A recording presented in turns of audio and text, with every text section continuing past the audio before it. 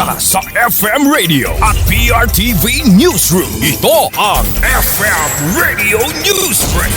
FM Radio Newsbreak.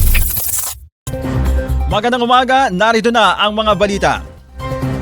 Tinututukan ng House of Representatives ang pagpasa ng isang panukalang batas na mag-aamyenda at magpapalakas sa Pantawid Pamilyang Pilipino Program o 4Ps na layong makabuluhang itaas ang buwanang cash grants para sa edukasyon, kalusugan at nutrisyon ng mga benepisyaryo.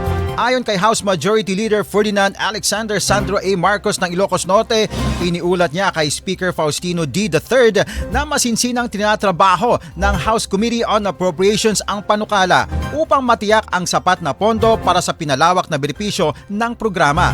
Kabilang sa probisyon ng panukala ang mas mataas na subsidiya sa edukasyon, halos pagdodoble ng health grant at bagong cash support para sa pagkain naman at nutrisyon. Itinuturing ito bilang isa sa pinakamalaking pagpapahusay sa flagship anti-poverty program ng bansa mula nang ito ay naisabatas.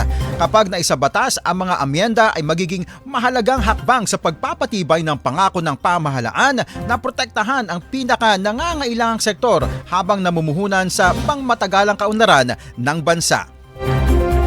FM Radio Newsbreak. FM Radio Newsbreak.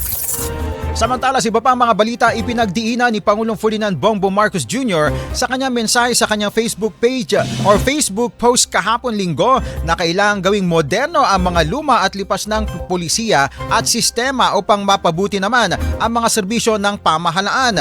Binigyang diin niya na kahit ang maliliit at luma ng mga proseso ay maaaring magdulot ng malaking abala. Hinimok din ng Pangulo ang mga mamamayan na tumulong sa pagmumungkahi ng mga solusyon.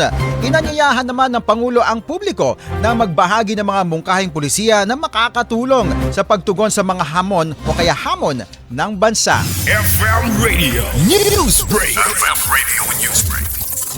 At sa ating panghuling balita, mariing tinututulan ni Ombudsman Jesus Crispin Remulla ang desisyon ng Korte Suprema na nagdeklara bilang labag sa konstitusyon ang mga articles of impeachment laban kay Vice President Sara Duterte.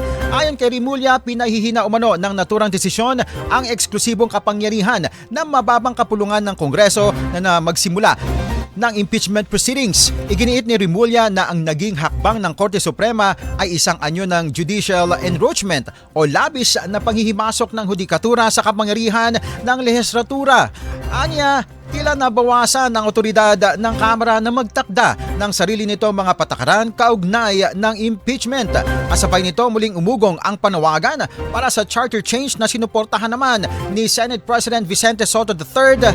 Ayon sa kanila, kinakailangang linawin ang hangganan ng kapangyarihan ng bawat sangay ng pamahalaan upang maiwasan ang mga gantong tunggalian sa hinaharap. At yan ang buong kalipunan ng ating pagbabalita para sa ating FM Radio Newsbreak. Ito po si Cherubim Ganaden. Magandang umaga. Inyong narinig ang FM Radio Newsbreak dito sa FM Radio, Favorite Music Radio.